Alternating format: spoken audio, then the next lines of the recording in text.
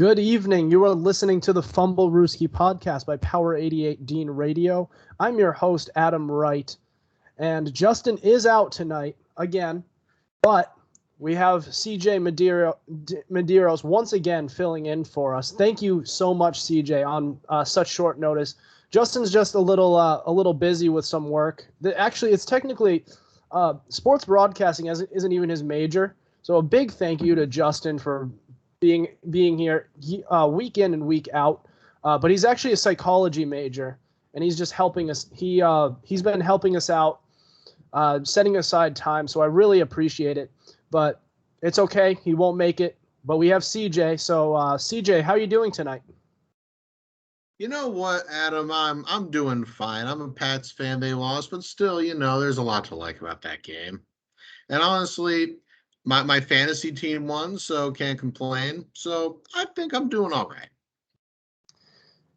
Yeah, I hear you there. You know what? It's good for you that your team won your fantasy teams won, because I'm in 3 leagues and I lost in all 3 of them. 2 of them to the same person, and he made sure to rub it in my face. Yikes, man, I'm sorry. And I lost each game by about 2 points. It was terrible. I had Dan Carlson going. All I needed was I could get into it. I could go on about it for a really long time. But anyways, so we have gotten through week 4 of the regular season, which means we are about a quarter of the way through the season. Usually, in years past, it would mean during the 16 game season, it would mean we are a quarter of the way through. But because it's at 17, it kind of screws it up. So we're technically not a quarter of the way through the season, but we also are. It's like we roughly are. So we'll kind of talk about a few things going a quarter of the way through, like who we think our MVP is, our lone 4-0 team, the last undefeated team, a few surprises that have come out for teams. There's a controversy with a coach coming out, so we'll discuss all of that. But first, we are going to recap this Patriots-Buccaneers game that had so much hype going into it. And, I mean, yeah, it didn't really disappoint. But, CJ, so basically what happened in this game was it was not the high-scoring dogfight that we expected, that neither of us expected, CJ. The final score was 19-17. It was a back-and-forth game basically the whole time. Neither team got above 20 points until the last. It was about the end of the game, with about a minute 57, just under 2 minutes. Buccaneers kicker Ryan Suckup kicked the go-ahead field goal to put him up 19-17. Then Mac Jones gets the ball, and in the midst of he gets 19 straight completions towards the end of the game, gets them near field goal range. It's 4th and 3. And instead of going for it, they decide to kick the field goal. It was a 56-yard field goal. Nick Folk, it was too far for him. He's more of a short distance kicker. He misses the field goal. But CJ, your thoughts on this game? All right. Frankly, as a Pats fan, I'm obviously upset that we lost. We dropped down to 1-3, but there was a lot to like, especially from Mac Jones, who, if you watch the game and you look at the numbers, you could tell that he outplayed Tom Brady. He had a few more passing yards than he did. He had more touchdowns than he did, a better completion percentage than he did, and a better quarterback rating than he did. And going up against a ferocious Bucs pass rush and watching Mac get pummeled after every throw, I mean, I admire the kid. I mean, he hung in there and he made plays. I mean, and our defense, I mean, they also did well. I mean, granted, they did give up 19 points, which is more than what we scored. But, hey, they kept Tampa out of the end zone for the entire first half, and they stifled Brady's air attack by not even giving up a passing touchdown. Now, in my opinion, what actually cost New England the game was J.J. Taylor's fumble. And because we were in the red zone and he fumbled it and Tampa recovered, and as soon as I saw that, I said, yeah, Tampa's going to win. And wouldn't you know it? And also, I have to say this. I honestly, when we go for fourth, or when we didn't go for fourth down, I wasn't shocked really. I expected us to go for the field goal because I feel like it's kind of like a damned if you do, damned if you don't situation. I don't think that we would have gotten the first down. Because let's face it, if we went for it and missed it, then everyone would have said, oh, why don't you kick the field goal? Hence why I said it's really a damned if you do, damned if you don't.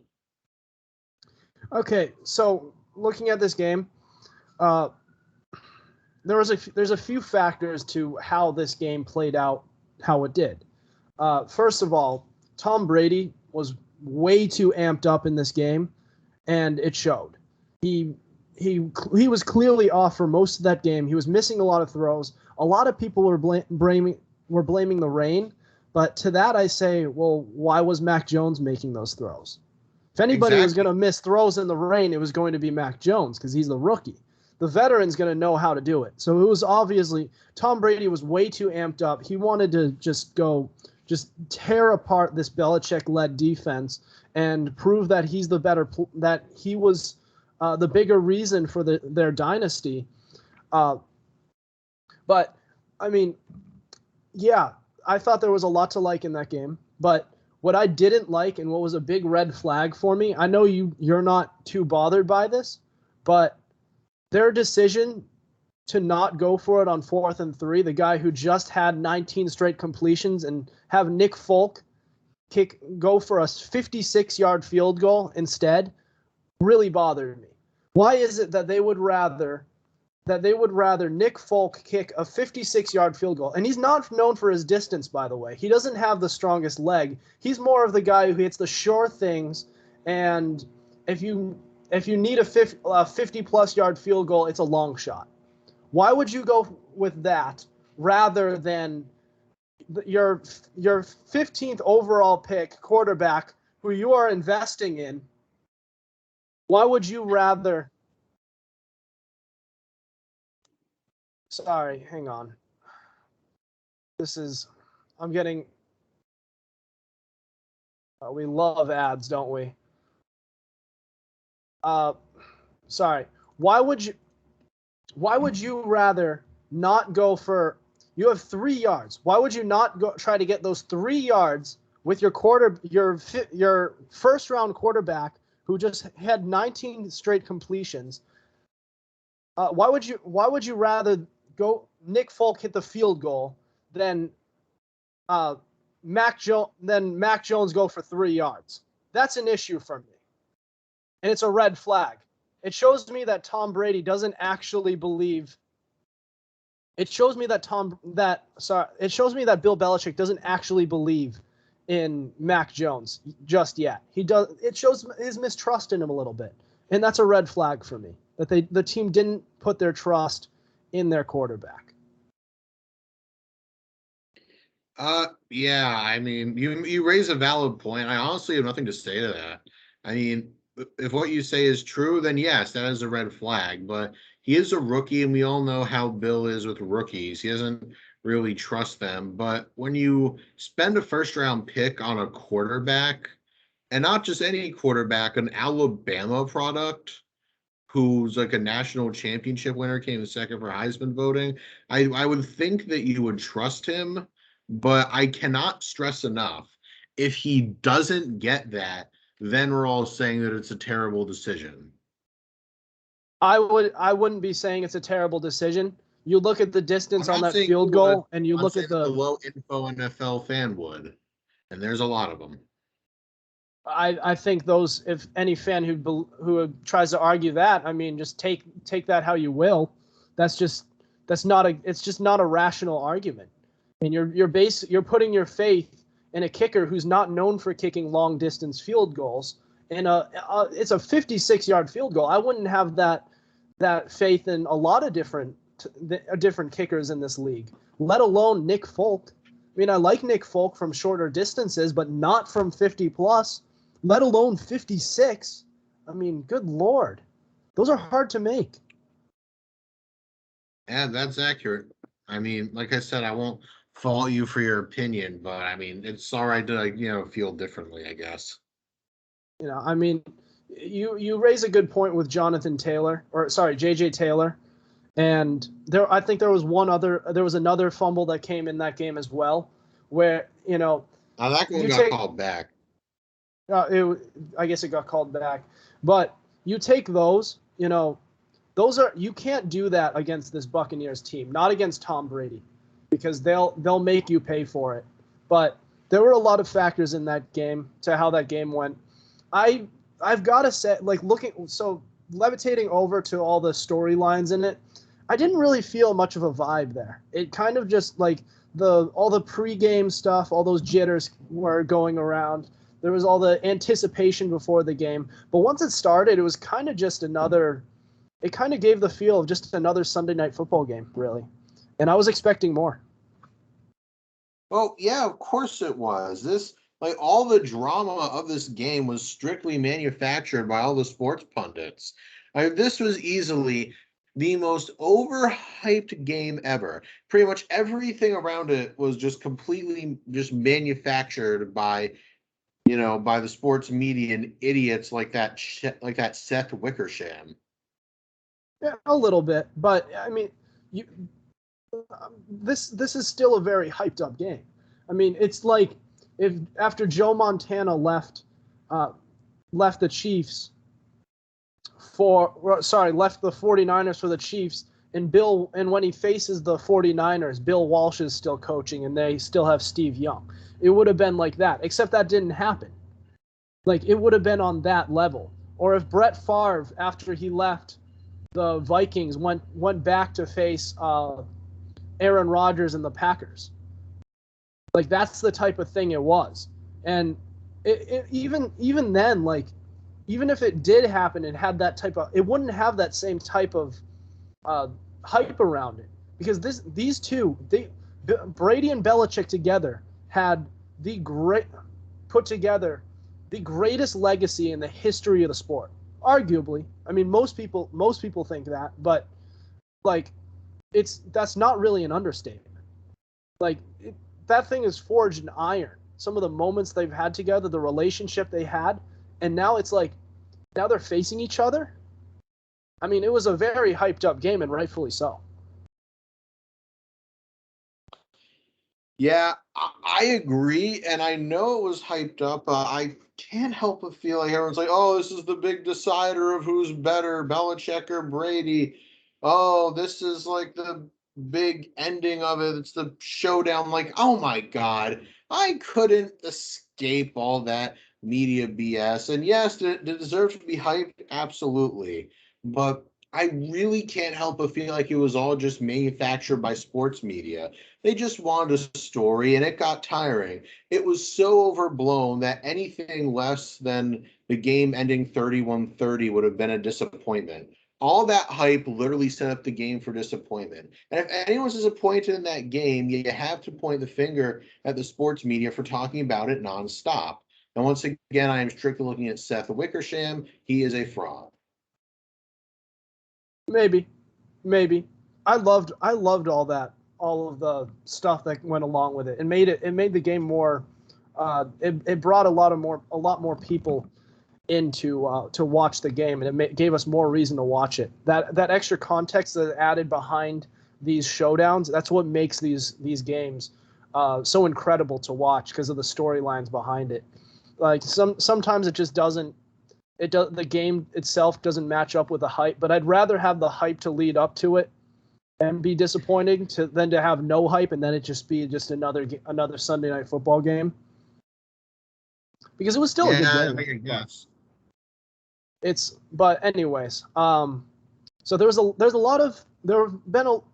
were a few undefeated teams to start this season, but they have all but one lost already. And the one that's remaining is a team that a lot of us really didn't expect. Your 4-0 Cardinals. We're going to discuss that next here on the Fumblerooski podcast. Don't go anywhere.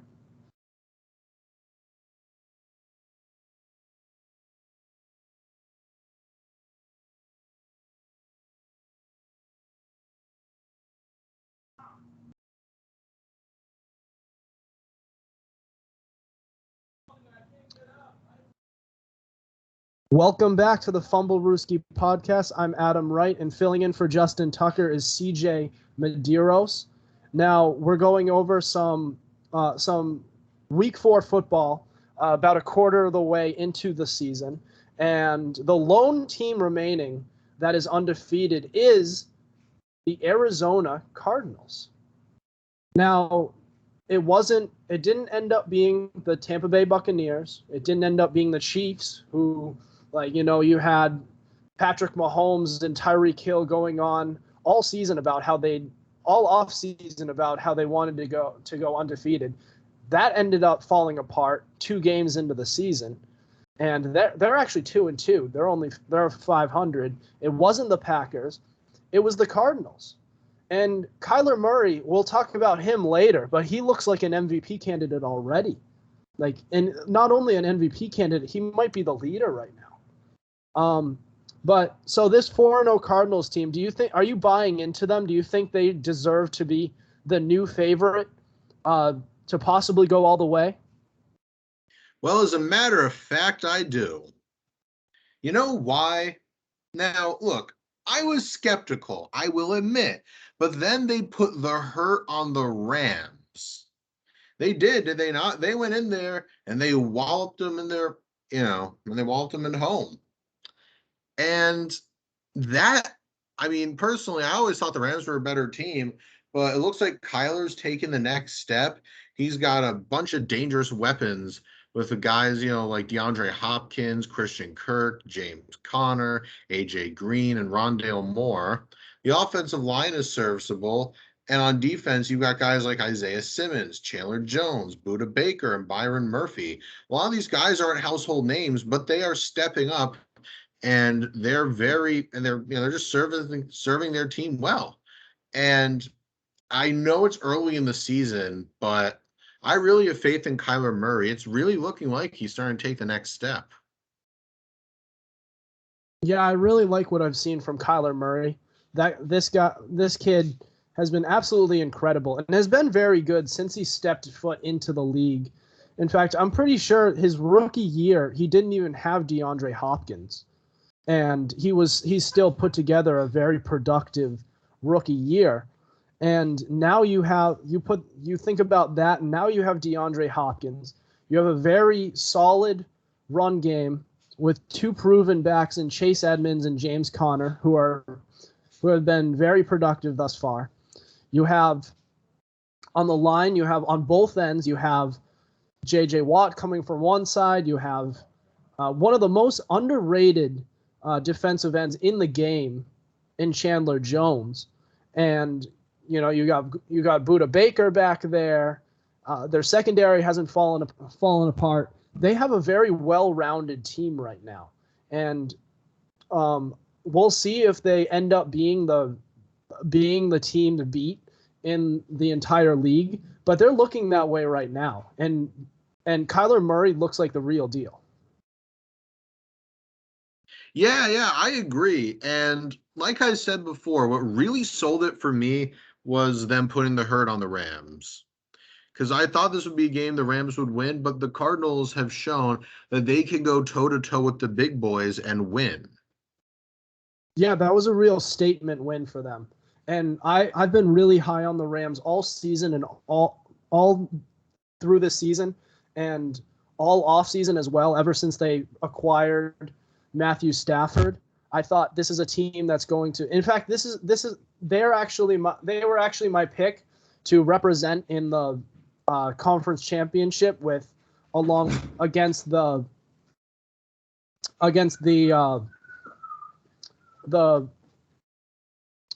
Tampa Bay Buccaneers, but the Cardinals made them look like they didn't even belong in the playoffs, let alone be in the conference championship. I mean, that's how good the Cardinals looked the other day. Yeah, you hit the nail right on the head. And I know I had to start the Rams defense in fantasy, and that netted me -5. So methinks the Cardinals are legit. Yep, and I had Matthew Stafford in fantasy, and that didn't work out either. But I guess be careful when you have any players going against the Cardinals. That might be the moral of this story here. But I mean, I'm not ready to back off on my preseason predictions. I still have the Buccaneers facing the Rams in the conference championship, and I still have the Buccaneers representing the NFC in the Super Bowl. But I mean, I definitely have my eye on the Cardinals now. That's a team that looks like a force early on. Yeah, I 100% agree with you, Adam. All right. Well, so coming up, yes, there's only one undefeated team, but there's plenty of teams with only one loss who are 3-1, who we never expected to be as good as they are this early on. So we'll go over them, and we'll talk about whether or not they are for real or not, kind of buy or sell. We'll go over that next. You're listening to the Fumblerooski podcast.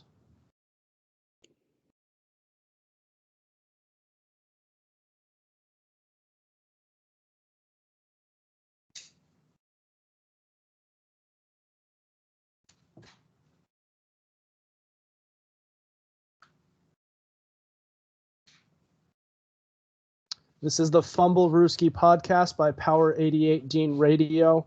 I'm here with CJ Medeiros filling in for Justin Tucker tonight.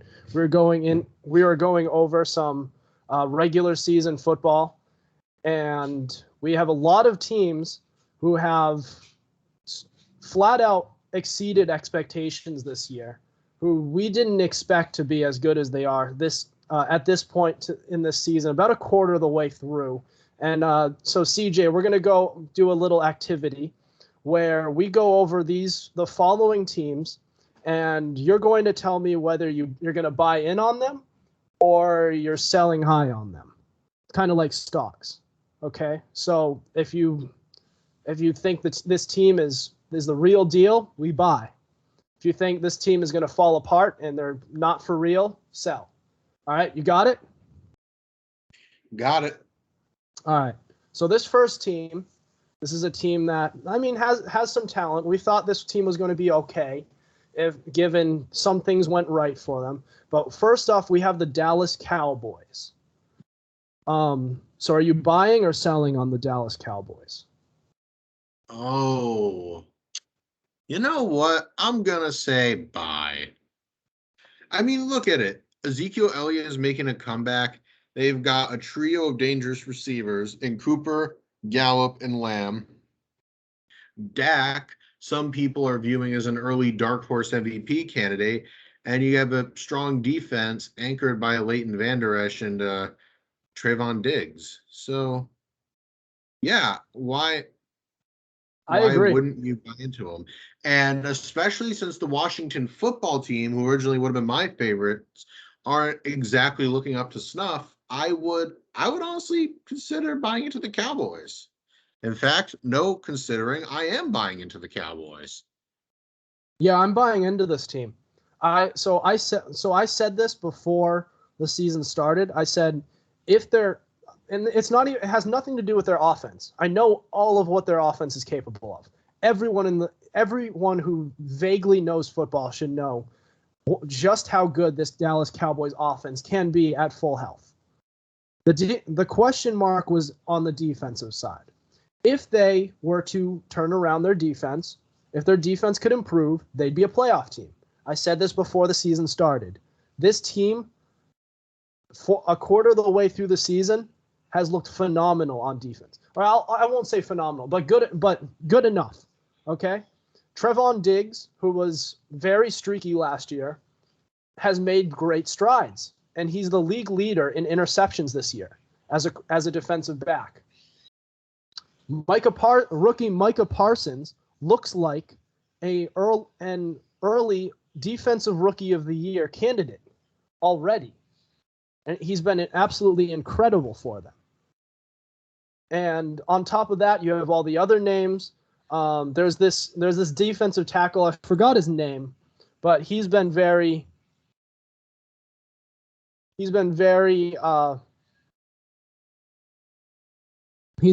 productive for them.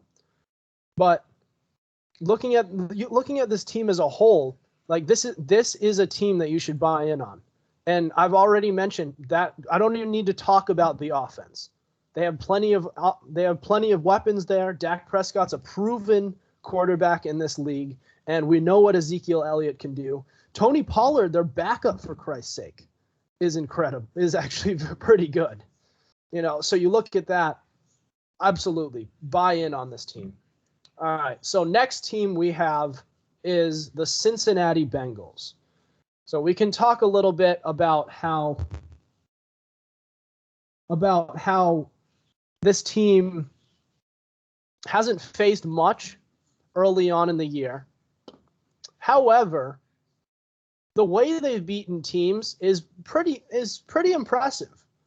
You have Joe Burrow, who's coming back from an ankle injury. They outdueled the Vikings defense, the Vikings offense, which is a pretty impressive offense, and they have a lot of pieces on offense. But what do you think? Buy or sell? I'm gonna have to say sell on this one. You know why? Because it's the Bengals. Zach Taylor is not a good coach, and just look at their division. I mean, granted, they beat Pittsburgh, but you know who else is in their division? Cleveland and Baltimore. And I don't see Cincy beating Cleveland, nor do I see them beating Baltimore. So honestly, just because of the strength of division alone, I'm going to have to sell. You're going to have to sell on this team. So I'm not quite ready to buy on this team, but I don't think I can sell either at this point. I'd have to wait a little bit, but Joe Burrow looks like a really good play. He looks like he's not a bust, and that torn ACL clearly he's recovered from it by now at this point. Tyler Boyd looks like him and Joe Burrow, they have the same rapport that they had before the ACL injury. Jamar Chase and Joey Burrow are basically throwing it back to their LSU days, even after all those drop issues that were reported at camp by Jamar Chase. And they still have T. Higgins, who's going to be coming back. And I think we overlook Joe Mixon a little too much. And I think this is a team that you can look at and say, like, maybe not as a Super Bowl contender, but they're a legitimate team. Okay, I personally would sell on them. But that's just me. I'm kind of in the same boat as you. I do want to wait. We'll see what happens. All right, but next team we have the Carolina Panthers. They are 3-1. Are you buying or selling on them? Oh, that's a tough one. I mean, I like their defense. They have guys like Brian Burns, Derek Brown, Dante Action Jackson, and Jeremy Chin. But their offense without Christian McCaffrey is still very good. With guys like Shuba Hubbard and DJ Moore and Robbie Anderson. But correct me if I'm wrong, didn't they lose by a sizable margin to the Dallas Cowboys? They lost 28 to 36. So they lost by about a possession. Pardon me, people. I do not know what team I was thinking of, but I must have been different. I think you had it right. The final score is a little misleading. The team was at one point down by quite a bit. I'd have to look at the game cast, but what I see is, so at one point they were down. Carolina was down 36 to 14. Yeah, that's what I was thinking of. But other than that, for now, just for now, I will sell because they also share a division with the very scary Tampa Bay Buccaneers. and CMC's out. But when CMC comes back, there's someone that I would consider buying into. I think I'm gonna have to sell on this team. I like them. I think they have some nice pieces. I think Sam Darnold's a decent quarterback, but they're in the division they're in is too tough. They're not coming anywhere close to the Tampa Bay Buccaneers, and this team. And I wouldn't even rely on Christian McCaffrey anymore. I mean, every time he's healthy for a little bit, he eventually gets hurt. It's just plain and simple. Running backs cannot handle the loads they are getting nowadays. Like, the Christian McCaffreys of the world, the Dalvin Cooks of the world, the Todd Gurleys of the world before them back in his LA Rams days. They just can't handle workloads that they've gotten. And you can't really rely on it for more than like a season before they start to deteriorate. It's just not possible. It's too much wear and tear on them. So I might have to sell on them, but I do like them as a team. Nice little roster they have there. Yeah, I'm with you. It hurts me to sell on them, but I still have to. So the next team we have is the LA Chargers. You know what? I'm buying into them. No questions about it. Justin Herbert, Mike Williams, Keenan Allen, and Austin Eckler are a very dangerous group. And their defense, with guys like Kenneth Murray and Joey Bosa and Derwin James, aren't exactly a team that I'm going to be sleeping on. And they beat Kansas City, for crying out loud. I mean, Justin Herbert is that guy. He really is. And he is definitely someone that I would buy into. He's a future MVP frontrunner. And you know what? I don't even need to explain. I'm buying in. I am buying in. I am rolling with Justin Herbert. I agree. I think Justin Herbert is the real deal. He had a great rookie year, arguably the best rookie year of any quarterback in the history of the league last year. And on top of that, you have Keenan Allen to throw to, who's a great wide receiver one for them. They have Mike Williams over there, who's a great wide receiver two for them, and who's a great deep threat. You have Austin Eckler, who looks like he can actually handle a lead role at running back. And their offensive line, we don't talk about how much improved their offensive line was. They spent money to improve it in free agency, and they also went into the draft and took somebody there. And so like top to bottom looks like a great roster. I think this is a team that could actually become a contender like just this year. Like they're going to be in the mix. It's just that good. Yep, that's true. And like I said, I have 100% confidence in Justin Herbert.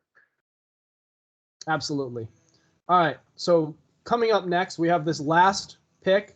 It is the Las Vegas Raiders. All right. Are you buying or selling? If you had asked me on Sunday, I would have said buy. But after watching the Chargers come embarrass them, watching them rattle around Derek Carr, I'm gonna, because this shows that like they played a real team in the Chargers. That feels weird to say, but they played a real team, and the Chargers got to Derek Carr. They riled him around. And I think it was Joey Bosa who said that they had him curling up into a ball every time he got past the line. So, yeah, I'm going to sell. Yeah, I might have to sell too. And I'm looking at the teams that they've faced so far here. I'm just trying to bring that up real quick. But, I mean, so they did beat the Ravens. I'm not sure. You can take that how you want to. The Ravens did beat the Chiefs this season. They beat the Steelers, who don't look like a shell of what they once were in past years. They beat the Dolphins, and then they lost to the Chargers. So this is, yeah, but like it just looked so bad on Monday Night Football, especially for Derek Carr, who we were talking about as an MVP candidate in the early going on in this year, where they just laid an egg, and where Carr just laid an egg early on, like in the late stages when it really mattered most, and it really disappointed me. Like for you to throw a pick when he wasn't even he was not on he was not unprotected, by the way. He had a clean pocket. He had time to throw, and he just hucked it over there, and it went straight into the defensive back's hands. It was a horrible throw, and it was something where you could clearly see that the pressure was getting to him. Not the pressure of any pass rusher, but the pressure of the situation of the game. And if you crack like that, then you don't deserve to be mentioned among the best in this league. Yeah, that's accurate. You know what they say? Big time players make big time plays in big time games. And Derek Carr simply didn't do that. So I would say he's not a big time player. And because of that, I'm selling. Yeah, I'm going to sell on them.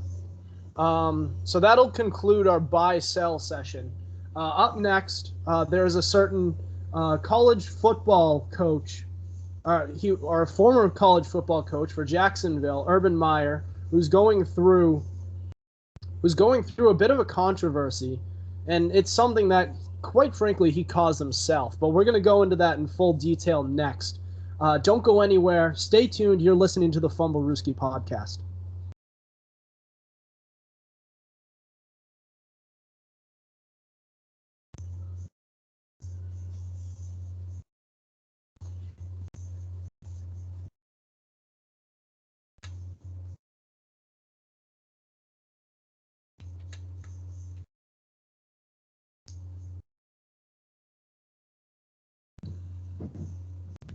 Welcome back. This is the Fumblerooski podcast. I'm Adam Wright. I'm with CJ Medeiros, who is filling in for our usual co-host, Justin Tucker. And so we are going over some Week 4 action, but to take a little break from all of the action that happened from this week and to go over the teams and everything, there's a little bit of a controversy that's going on for a coach Urban Meyer, who is a former Ohio State head coach, star coach, very hyped up, very well respected within the college football world. And so this story just puts a damper on his entire reputation, and deservedly so. So what happened was that over this past weekend, there was a video that went viral where you can see. So keep in mind, this guy has a wife. And this guy, there's a clip where he is at a club. There's music playing and everything. He's hanging around, talking to people. But there's this woman who's giving him a lap dance, kind of dancing near his lap. And so keep in mind his team has started 0-4. They came off an ugly loss where the Cincinnati Bengals came from behind, and this Jacksonville Jaguars team was up big on them, and they still lost the game. And they've started 0-4, and he's out doing stuff like this and cheating on his wife. So all around, and an all-around bad look for him. The owner of the organization came out earlier and said, look, he's going to have to earn our trust back. He doesn't lose his job, but it's just an overall ugly situation. But CJ, what are your thoughts on this? It's never a good look when a coach or a GM or someone in a high-ranking football position does this. But it's worse when you are 0-4 because it makes you look like you don't care. And we all know Urban Meyer's personality. We know the Jacksonville faithful knew what they were getting when they signed him to be a coach. But I wanted him to succeed. I really did. And to come out in such a way and do this, like taking pictures with fans, damn near getting a lap dance. It just shows you don't care. And keep in mind, players already weren't happy with him because I'm sure you've heard the reports that he's running like a college style team in the NFL, and they're getting, and they're getting handed L's every week because of it. And players already weren't thrilled with him, but this, I know it's early. This already might be the straw that breaks the camel's back. And if he can't win back their trust, I would expect him to be gone before week 10. See, even if he does, like, nothing bad happens throughout this season, I still think this guy should lose his job. So for those of you who aren't familiar with the movie Moneyball, so the Moneyball is about this movie. It's this movie about this Oakland A's team. It's a baseball team, and they decide to, in order to make up for the fact that they are a low budget team, they invest in these young players who are overlooked, and they start off really bad.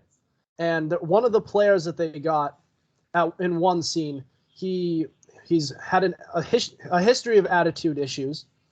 He starts dancing on the table, even though they're like in last place. So he's dancing on the table, and the main character, who's the general manager who put the team together, he walks in the clubhouse and he lectures him, and he goes, "Is losing fun? Is losing fun?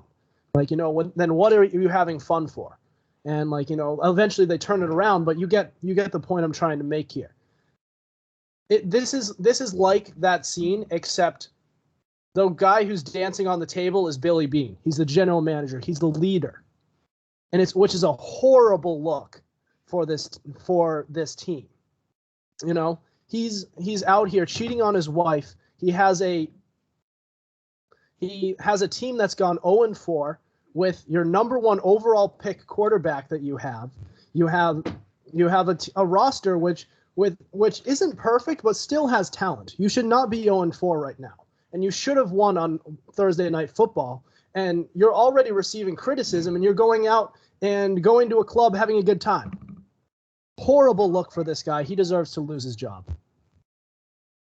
Yeah, I agree. Urban Meyer should never have been a head coach at the professional level. And I always knew he didn't have like the plays for it or the right mindset. But now it shows that he just straight up doesn't have the maturity for it. Yeah.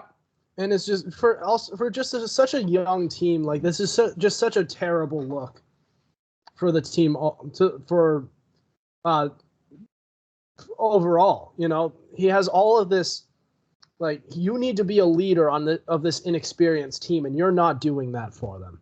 And you're giving them a very bad impression. You got the Trevor Lawrences and the James Robinsons and the DJ Charks of the world who are just looking over and being like, dude, really? We're 0-4 and you're out here dancing, getting a lap dance from this woman who's not your wife? Give me a break. What a loser.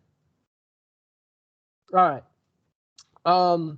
So moving on, now that we've had our little rant for the episode, so now that we are a quarter of the way through the season, we are going to pick who we think is our MVP so far through a quarter of this season, through the first 4 games of this year.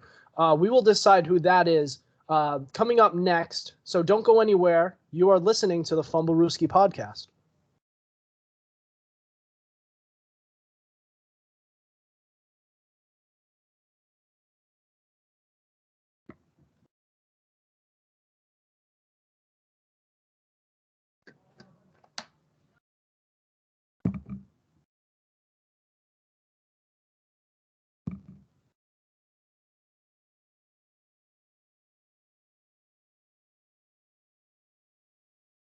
This is the Fumblerooski podcast by Power 88 Dean Radio.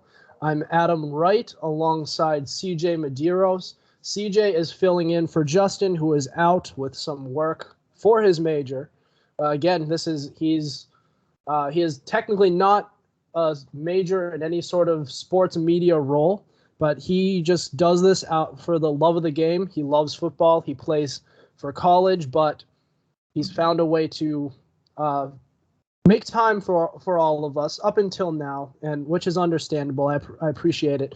But through the first 4 games of the season, so CJ, who do you think you have as your pick for your MVP through the first 4 games of the season? Well, as it stands right now, I alluded to this earlier, I'm going to have to say Kyler Murray. He's got the weapons. He's finally comfortable in this offense. And as a result, he's taking the next step. This kid is like a top 10 quarterback and arguably top 5 as it sits right now. I mean, just right now. And if the season ended today, he would obviously be getting the MVP trophy. But right now, put my favorite down as Kyler Murray. Okay. He seems to be the popular choice, but I'm going to go the opposite direction of the popular choice and go with Tom Brady, and people are seeming to forget that so far he basically has the best overall statistics of anyone so far this season. He's second in yards. He's tied for third in touchdown passes, all for just 2 interceptions. And, this guy has had an incredible start to this season, and I don't see him slowing down. And he's also on a mission to still prove that he can do it without Bill Belichick. So Tom Brady is my pick right now. He has 10 touchdowns to just 2 interceptions. His passer rating, I'll have to check what his passer rating was. I think it was still around like 100. But having an incredible start to the year, and I don't see him slowing down. And I think we're overlooking just how good this guy is so far in the season.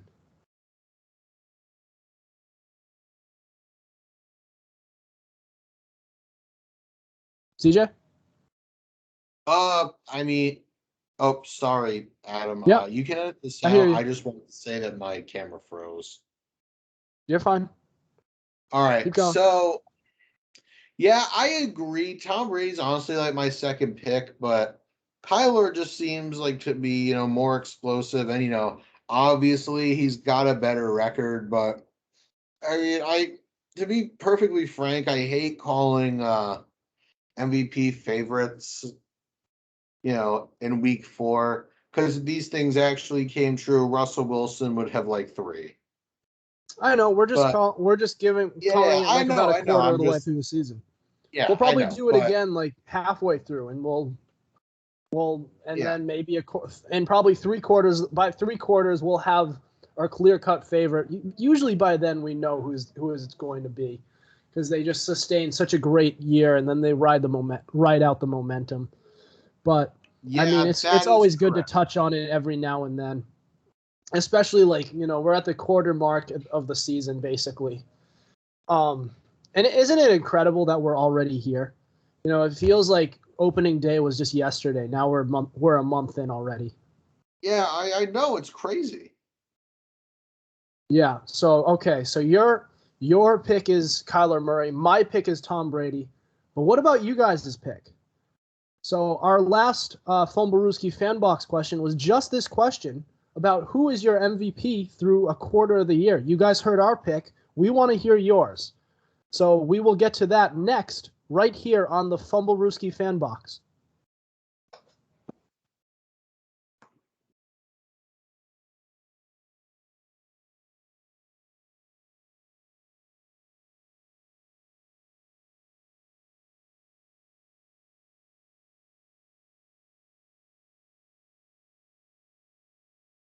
This is the Fumblerooski podcast. Justin is out tonight, and CJ Medeiros is in as our sub. He is a new member of our team, and I am here as well, of course, as you can hear me. And we are on to our Fumblerooski fan box segment, where we hear from our listeners. So basically how this works is we will post a question box every Monday, and you can respond with hot takes, questions, and more. And we will discuss it right here on the show and give you a shout out on both our Instagram page and on our podcast. So make sure you contribute to it each week every Monday. So make sure you do that. So just to get right into it, we're going to start off, and we have a familiar face who starts off. So the.cj _, which is our current co-host right now. He said Kyler Murray. So CJ, you've already kind of gone in depth of why you gave your pick. So we'll jump right over that and go on to the next guy. We have Bryant.Johnson 3, and he picked Derek Carr. So I'm assuming, Bryant, you picked this guy before Monday Night Football, but what do you think of this, CJ? I feel exactly how you do. And when we were talking about teams that were buying and selling on, I alluded to this, how I would have, bought the Raiders, if they had won, but they didn't. And this really hurts Derek Carr. I mean, literally watching him just puke all over himself when the team needs him most.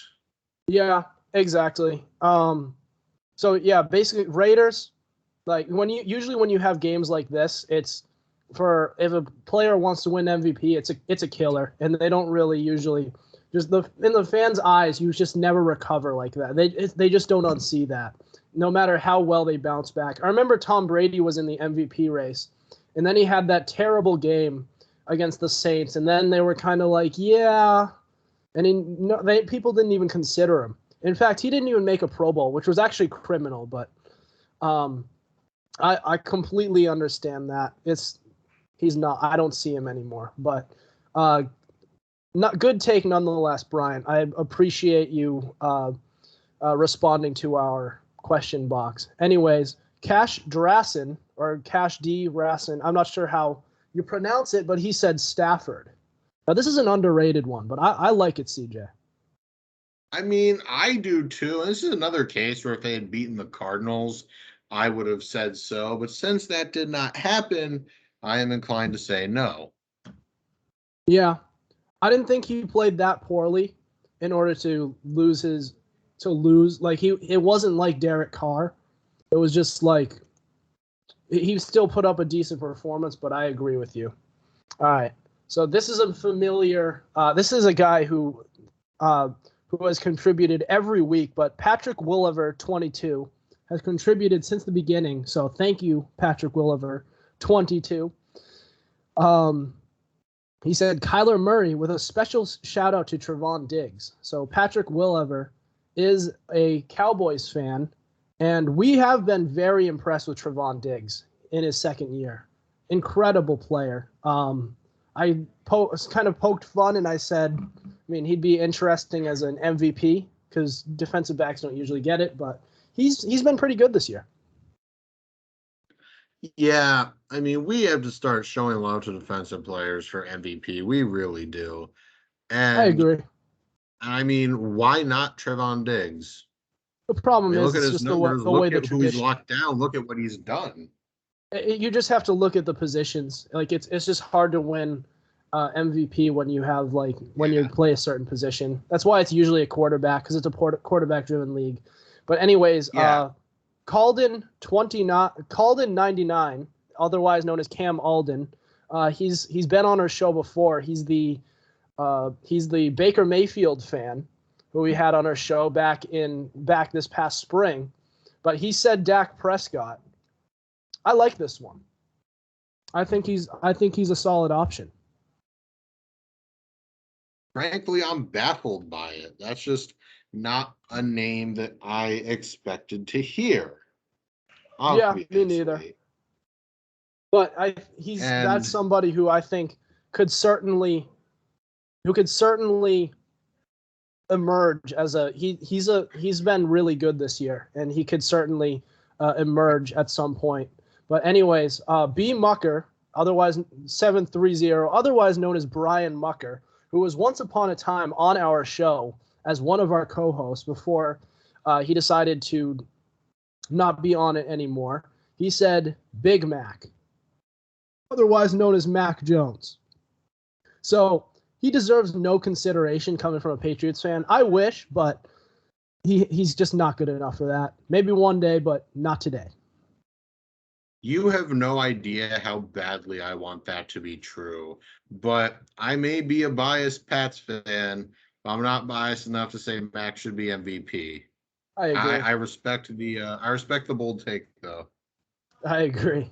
Anyways, Sean Howe 93, otherwise known as Sean Howe, who's also been on our show as our favorite Dolphins fan.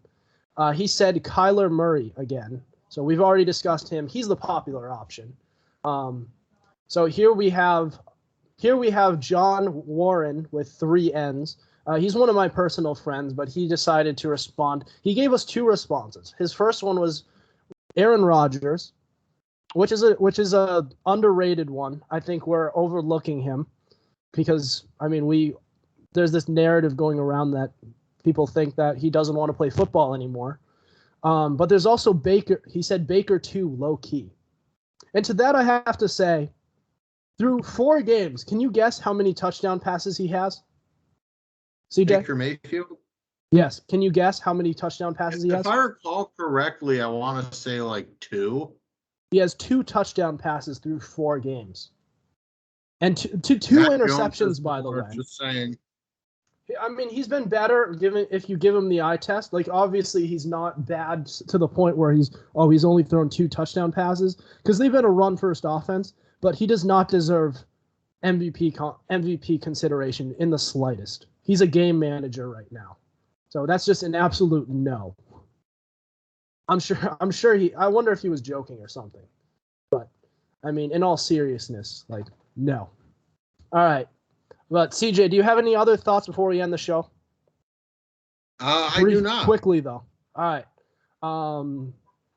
So great episode, but that'll do it for us tonight. Thank you for listening to us. Make sure you subscribe to our YouTube channel. Check us out on Spotify, Spreaker, and Google Podcast. Also, be sure to follow our Instagram at Fumblerooski_podcast to keep up with our podcast and the coverage and the latest coverage on the NFL. Otherwise, we will see you next week. Over and out.